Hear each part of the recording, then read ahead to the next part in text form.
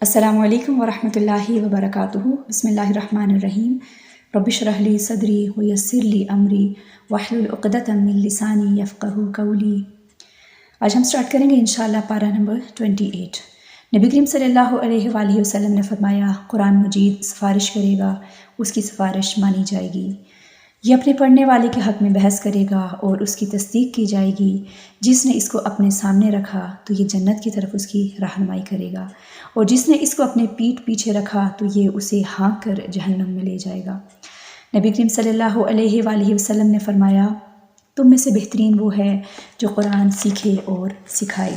سورۃ المجادلہ۔ بسم اللہ الرحمن الرحیم۔ قد سمع اللہ قول التی تجادلک فی زوجها وتشتکی الی اللہ واللہ یسمع تحاورکما ان اللہ سمیع بصیر۔ آیہ نمبر 1۔ اے نبی صلی اللہ علیہ وآلہ وسلم، یقیناً اللہ نے اس عورت خولہ بنت ثعلبہ کی بات سن لی جو اپنے خاوند اوس بن صامت کے متعلق آپ صلی اللہ علیہ وآلہ وسلم سے جھگڑ رہی تھی۔ وہ اللہ کی طرف شکایت کر رہی تھی اور تم دونوں کی گفتگو سن رہا تھا۔ بے شک اللہ خوب سننے والا، خوب دیکھنے والا ہے۔ یہ آیات انصار کے ایک شخص جو ہے اس کے بارے میں نازل ہوئی۔ اس نے اپنی بیوی سے علیحدگی اختیار کر لی۔ عورت بار بار شکایت کر رہی تھی کہ کیا میں اپنے شوہر پر حرام ہو چکی ہوں۔ بار بار وہ کمپلین کر رہی ہے کہ اس کا حل نکالا جائے۔ جب بار بار تکرار سے حل نہ نکلا تو اللہ نے اس عورت کی التجا سن لی۔ یاد رکھیے، اللہ تعالیٰ ہر ایک کی فریاد کو سنتا ہے۔ ہر کوئی الگ الگ اللہ تعالیٰ کو پکار رہا ہوتا ہے اور اللہ تعالیٰ ہر ایک کی پکار کو سن رہا ہوتا ہے۔ وہ خوب دیکھنے والا، خوب سننے والا ہے۔ اللہ نے اس عورت کی مشکل کو سن کر اس کے حکم میں آیت نازل کی۔ یہاں سے عورت کی سمجھداری بھی پتہ چلتی ہے کہ وہ نہیں چاہتی تھی کہ اس کا گھر خراب ہو، اس کا خاوند اس سے الگ ہو۔ حضرت عائشہ کہتی ہیں، جب وہ عورت اپنے خاوند کی شکایت کر رہی تھی تو مجھے اس کی باتیں سمجھ نہیں آ رہی تھی۔ یہاں سے بھی پتہ چلتا ہے کہ گھر کی بات آرام سے اور تحمل مزاجی کے ساتھ بتانی چاہیے۔ یہاں سے عورت کا انداز گفتگو بھی پتہ چل رہا ہے کہ اس نے کوئی شور ہنگامہ نہیں کیا۔ سارے علاقے میں یہ نہیں کہا کہ میرے خاوند نے میرے ساتھ یہ کر لیا ہے، ہر ایک کو نہیں بتایا، بلکہ اپنا مسئلہ لے کر وہ نبی کریم صلی اللہ علیہ وآلہ وسلم کے پاس گئی۔ تو ہماری زندگی میں بھی مسئلے، پریشانیاں، جھگڑے، فساد چل رہے ہوتے ہیں تو ہم سب سے پہلے تو اپنا مسئلہ کس کو بتائیں؟ اللہ سبحانہ و تعالیٰ کو۔ اس کے بعد کسی ایسے بندے کے پاس جائیں کہ جو ہمیں آلٹرنیٹ دے، جو اس مسئلے کو حل کرنے کی کوشش کرے، نہ کہ مزید اس کو خراب کرنے کی کوشش کرے۔ اب دیکھیں کہ اس عورت کو فکر تھی اور کتنے اچھے وے میں اس نے بات کی اور اس کی پکار اللہ تعالیٰ نے آسمانوں پر سن لی۔ یہ اشارہ حضرت خولہ بنت مالک بن ثعلبہ کے واقعے کی طرف، جن کے خاوند حضرت اوس بن صامت نے ان کو زہار کر لیا تھا۔ زہار کیا ہے؟ زہار کا مطلب ہے بیوی سے یہ کہہ دینا، انتی علیہ کا ظہر امی، تو مجھ پر میری ماں کی پیٹھ کی طرح ہے۔ زمانہ جہالت میں زہار کو طلاق سمجھا جاتا تھا۔ حضرت خولہ سخت پریشان ہوئی۔ اس وقت تک ان کی بابت کوئی ایسا حکم نازل نہیں ہوا تھا، اس لیے وہ نبی کریم صلی اللہ علیہ وآلہ وسلم کے پاس آئی تو آپ صلی اللہ علیہ وسلم نے بحث و تکرار، یعنی کہ وہ آپ صلی اللہ علیہ وسلم سے، وہ نبی کریم صلی اللہ علیہ وآلہ وسلم کے پاس آئی تو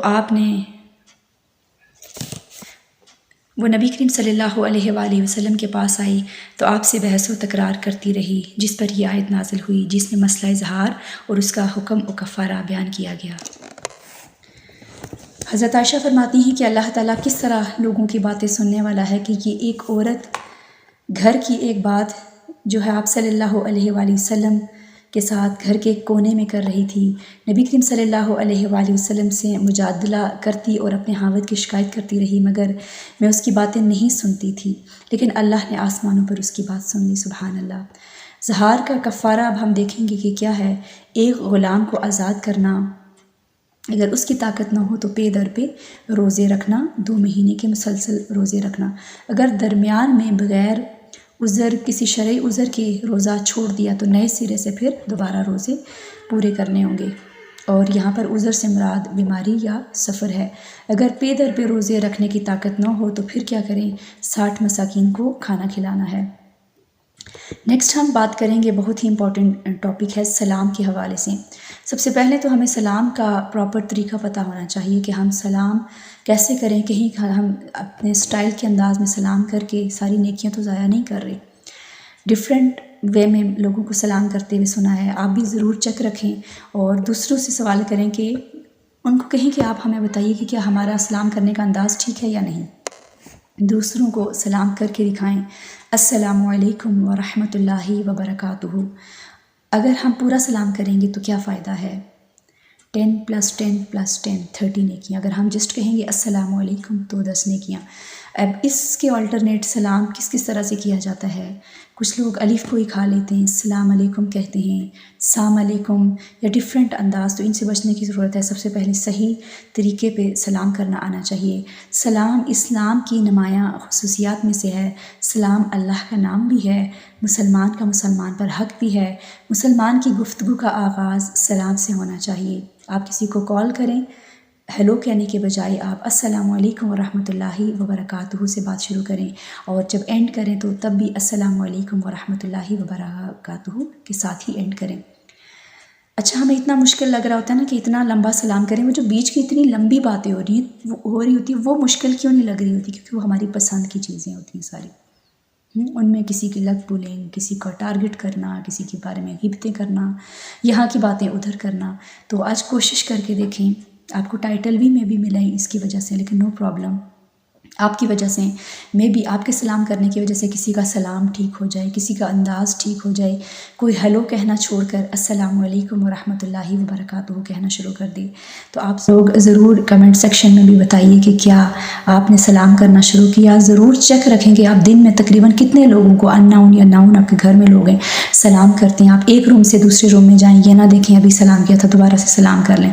آپ کچن میں جا رہے ہیں سلام کر لیں، آپ روم میں آ رہے ہیں سلام کر لیں۔ تو سلام کو عام کرنا ہے، پھر اللہ کی طرف سے بھی سلام ہوگا انشاءاللہ۔ فرمایا کہ سلام میں پہل کرنے والا افضل ہے۔ آپ جس کو نہ جانتے ہیں اس کو بھی سلام کریں اور جس کو جانتے ہیں اس کو بھی سلام کریں، اور سلام کے ذریعے انسان خوب نیکیاں کما سکتا ہے۔ نیکسٹ ہم بات کریں گے، اور سلام میں بخل کرنے والا یعنی سلام نہ کرنے والا سب سے زیادہ بخیل ہے۔ نیکسٹ ہمارا ٹاپک ہے ناراضگی۔ سب سے پہلے ہم جائزہ لیں کہ کیا میں کسی سے ناراض تو نہیں ہوں، یا مجھ سے کوئی ناراض تو نہیں ہے۔ اگر ہے تو اس کے پیچھے کیا ریزن ہے، اس کو جاننا اور اس کا سلوشن نکال کر پہل کرنا، معافی مانگ لینا۔ ابھی بھی سلام کی بات ہوئی، سلام کر لینا، کوئی گفٹ بھیج لینا، کسی کو اچھا سا تحفہ دے دینا، ناراضگی ختم کرنا۔ جہاں ناراضگی کی بات ہو، اگر آپ کے بھائی ہیں، آپ کے والد صاحب ہیں، آپ کے ہسبینڈ ہیں، بہن بھائی کوئی بھی ہیں، وہاں بتا دیں کہ اللہ اور اس کے رسول کا حکم زیادہ اہم ہے۔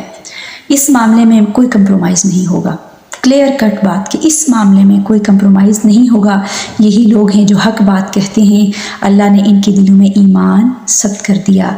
یعنی اس وقت انسان جب وہ ٹائم پیریڈ ہوتا ہے نا کہ اچھا کیسے اپنے پیرنٹس کو کہیں، کیسے ہسبینڈ کو کہیں کہ آپ ناراض ہیں ہوتے رہیں، میں نے نہیں ناراض ہونا، تو انسان بڑا گھبرا رہا ہوتا ہے کہ ہمیں کیسے یہ بات کریں۔ تو وہاں پر یہ ایک دم سے آپ سوچیں کہ یہ زیادہ بڑے ہیں یا میرا اللہ، اس کا رسول، ان کی ناراضگی زیادہ امپورٹنٹ ہے یا اللہ اور اس کے رسول کی؟ تو اس موقع پر ڈر لگے گا اللہ سے مدد مانگتے ہوئے۔ ایسے موقع پر ڈرنا نہیں چاہیے، کیونکہ ان کے ساتھ اللہ کی حفاظت ہوتی ہے۔ اللہ اپنی طرف سے قوت بخش دیتا ہے۔ یہ اللہ کے گروہ ہیں، ایسے لوگ ہی کامیاب ہونے والے ہیں۔ یعنی اللہ کی رضا کے لیے لوگوں کے ناراض ہونے پر یہ خوبصورت بدلہ ہے۔ بعض اوقات ہم یہ سمجھتے ہیں کہ سارے ہم سے راضی اور خوش ہوں گے، کوئی ہم سے ناراض نہ ہو، ہم سب کے سامنے اچھے ہوں۔ ہمیشہ ہر جگہ ایسا نہیں ہوتا۔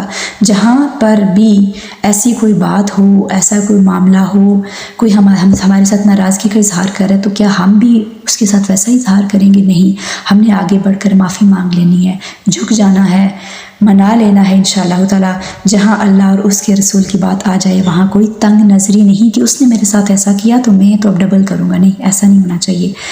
فرمایا کہ حق صاف اور کھلا ہے، جو غلط ہے وہ غلط ہے۔ اگر کوئی اللہ اور اس کے رسول کی بات نہیں مانتا، پھر اس کا ٹھکانہ کیا ہوگا، اس کا دنیا میں انجام کیا ہوگا، اس کا آخرت میں انجام کیا ہوگا۔ اس بات کی پرواہ نہ کریں کہ فلاں ہم سے ناراض ہو جائے گا، میرے پیرنٹس ناراض ہو جائیں گے۔ ہم سب کے سامنے حضرت آسیہ کی مثال ہے، فرعون ان کو کتنی تکالیف دیتا تھا، لیکن انہوں نے کیا دعا مانگی؟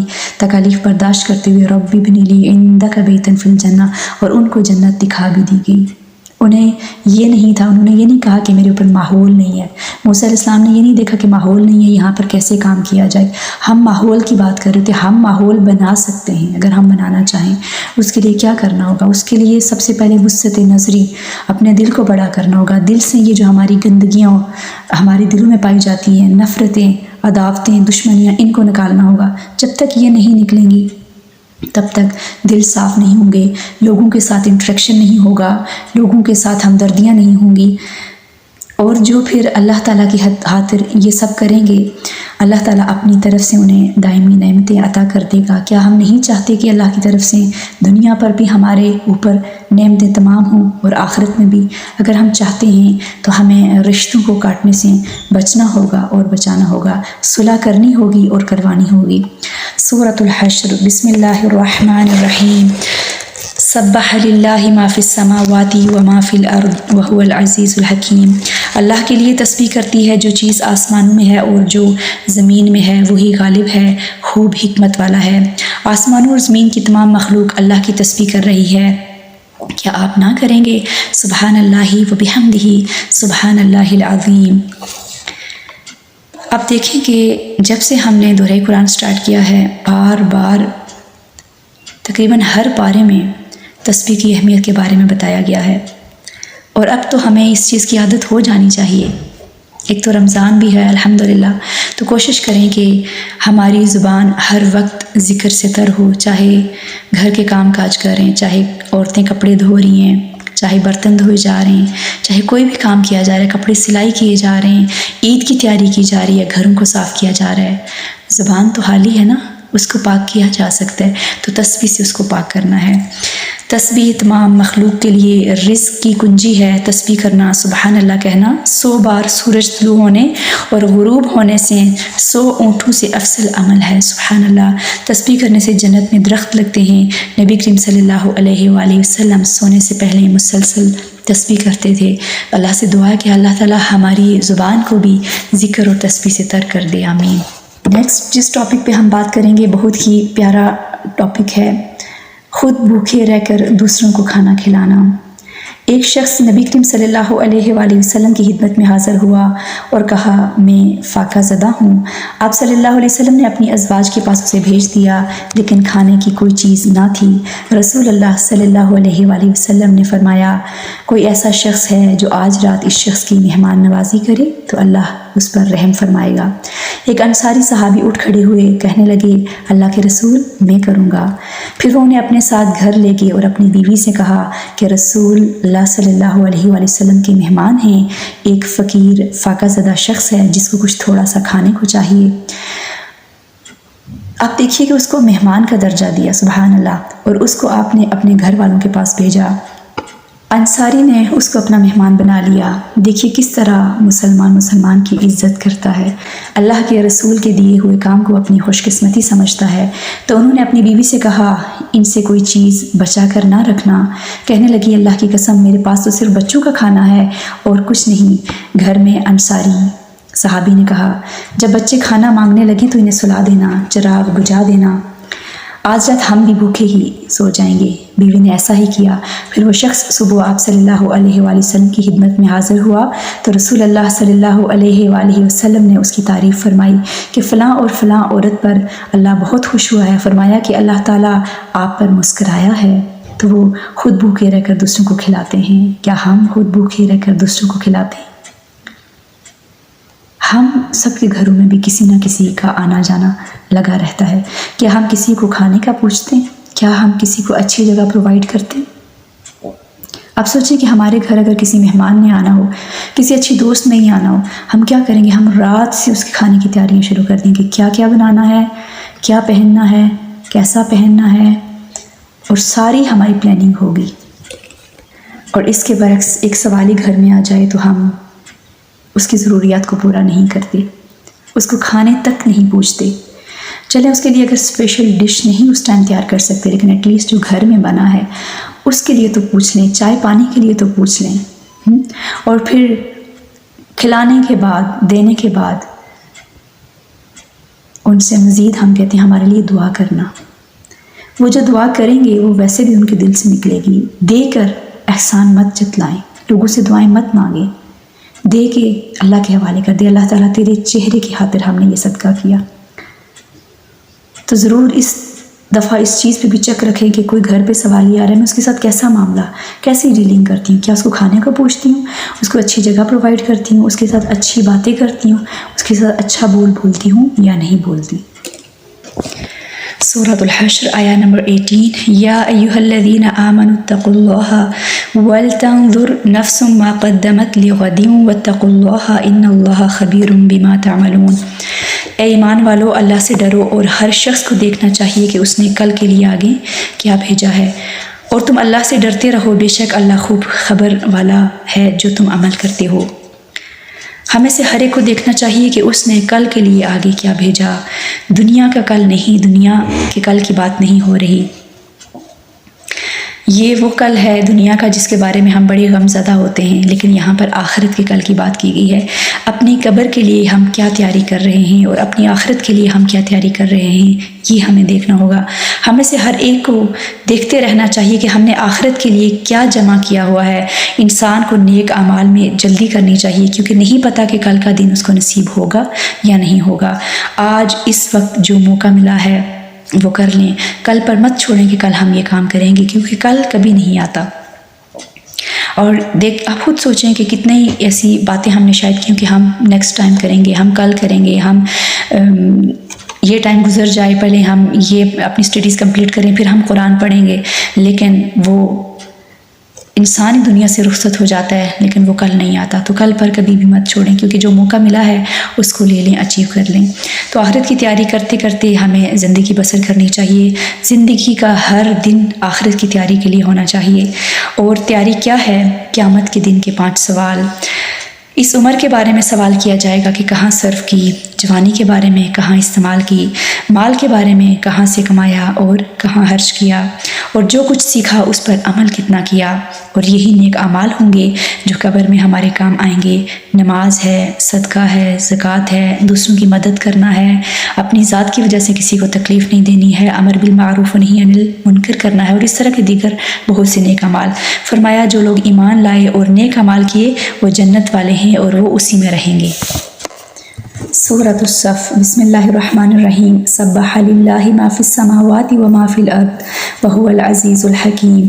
اللہ کی تسبیح کرتی ہے ہر وہ چیز جو آسمانوں اور زمین میں ہے، اور وہ بڑا زبردست اور خوب حکمت والا ہے۔ سبحان اللہ، آپ دیکھیے بار بار تسبیح کی بات ہو رہی ہے۔ سبحان اللہ و بحمدہ سبحان اللہ العظیم۔ یا ایھا الذین آمنوا لم تقولون ما لا تفعلون، آیہ نمبر 2۔ اے ایمان والو، تم وہ بات کیوں کہتے ہو جو تم کرتے نہیں ہو۔ قول و فعل کا تصاد سخت ناپسندیدہ ہے۔ دوسروں کو کہنا یہ کرو لیکن خود وہ کام نہ کرنا۔ اللہ کو سخت ناپسند ہے کہ دوسروں کو تو برائی سے روکا جائے لیکن خود نہ کرنا، دوسروں کو جھوٹی امیدیں دلانا اور وعدے پورے نہ کرنا۔ رسول اللہ صلی اللہ علیہ وآلہ وسلم نے فرمایا، میں نے معراج کی رات کچھ لوگوں کو دیکھا کہ ان کے ہونٹ آگ کی کینچیوں سے کاٹے جا رہے ہیں۔ جب وہ کاٹے جاتے ہیں پھر وہ ٹھیک ہو جاتے ہیں۔